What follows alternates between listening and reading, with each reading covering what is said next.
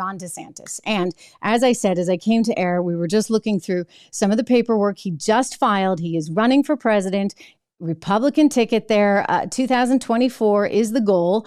And the question now becomes, how's he going to do? It's going to be Ron versus Don. Oh, you know, the media is going to have fun with that, right? I mean, poor Donald Trump, they just keep hitting him one thing after another. The latest is this whole Jean Carroll lawsuit thing because she's suing again because of some things he said on the CNN town hall.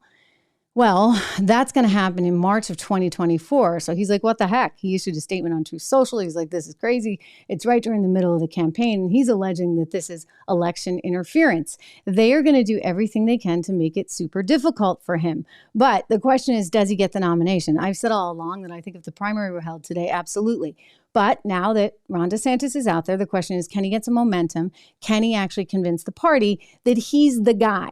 Well, it remains to be seen. And anything can happen in politics. So I like to keep some powder dry on that one and just sort of check it out, see what happens. I am very curious to see his tax policy. I haven't loved some of his policies that he's been out there in front with. I mean, to me, yeah, the social stuff obviously is big. Here we are talking about it. But if you're running for president, I really want to know, where are you on China? Where are you on taxes? Where are you on trade? Where are you on the border, et cetera? I think we know where he is on the border, and we certainly know on the social issues. But he's going to be announcing this evening, actually, in just a short time, on Twitter.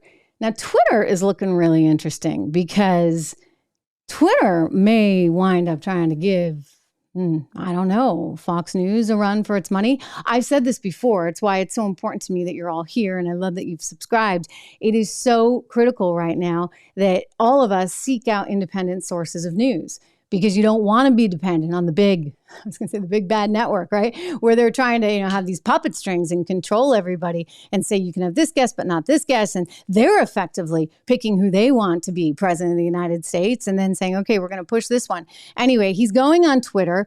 Elon is trying to design an environment there on Twitter that is far more diverse in terms of thought, far more accepting in terms of having different schools of thought. And I applaud him for it. I'm really glad that we have in this great country a billionaire that's willing to spend an insane amount of money to buy Twitter and hopefully remake our speech in a way that allows for truth. I mean, I'm just going to say that, truth, but allows for everything, right? Because sometimes getting to the truth is very difficult.